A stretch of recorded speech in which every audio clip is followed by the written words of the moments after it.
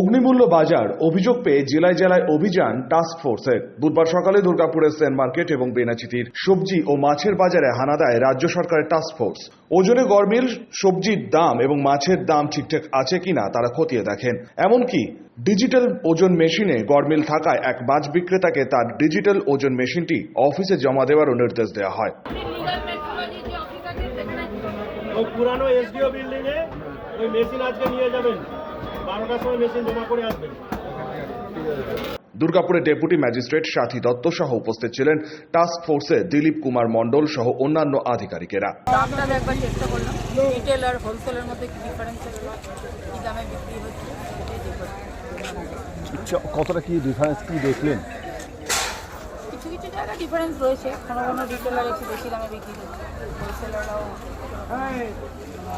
কিছু কিছু জায়গায় বেশি দামে করছে।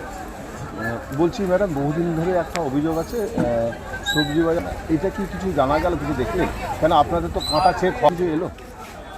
আজকে আমরা একটা মাছ বাজারে একটা পেলাম, তার জন্য যা ব্যবস্থা নেওয়া হচ্ছে।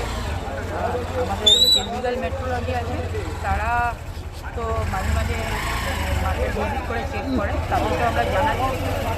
বেনাচিটি মার্কেটে এই অভিযোগটা পেলাম, মেন মার্কেটে এটা নিয়ে অভিযোগ পাইনি, আমরা এটা দেখছি।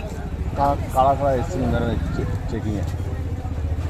এগ্রিকালচারাল মার্কেটিং এর অ্যাসিস্ট্যান্ট ডিরেক্টর আছেন, সঙ্গে আমাদের পুলিশ যারা আমি আছি প্রশাসনের তরফ থেকে।